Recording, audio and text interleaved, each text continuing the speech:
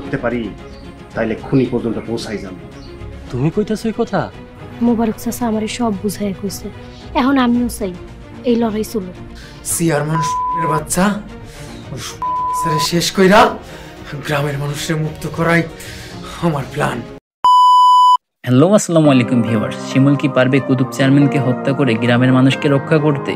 নূরজাহান কি রক্ষা পাবে কুতুব চেয়ারম্যান ও রাজুর হাত থেকে, নাকি ধরা পড়ে যাবে? কি ঘটতে চলেছে বারুদ নাটকটির ৪র্থতম এপিসোডে তা জানতে পারবেন আজকের এই ভিডিওতে। বারুদ নাটকটির ৪র্থতম এপিসোড কত তারিখে রিলিজ করা হবে, এই নাটকটির ৪র্থ পর্ব দেখার জন্য কি করতে হবে, কি করলে এই নাটকটির ৪র্থতম এপিসোড সবার আগে দেখতে পারবেন তা জানিয়ে দেবো আজকের এই ভিডিওতে। এই ভিডিওটি বলে দেওয়া হবে এই নাটকটি কি করলে সবার আগে দেখতে পারবেন।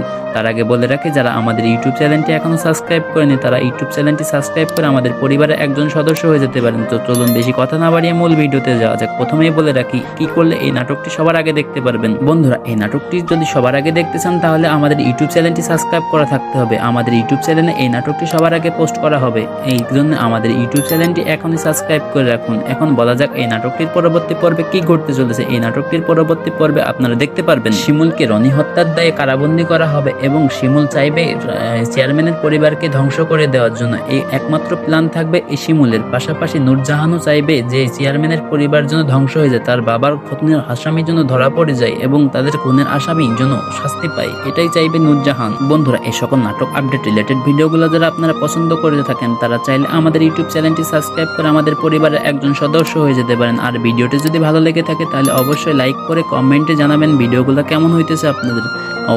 এখন বলা যাক এই নাটকটির পরবর্তী পর্ব কত তারিখে রিলিজ করা হবে। এই নাটকটির পরবর্তী পর্ব আপনারা দেখতে পারবেন 7 ডিসেম্বর। তো মোটামুটি 5 থেকে 6 দিন অপেক্ষা করতে হবে এই ভিডিওটির পরবর্তী পর্ব দেখার জন্য। তো ততদিন ভালো থাকবেন, সুস্থ থাকবেন, খোদা হাফেজ।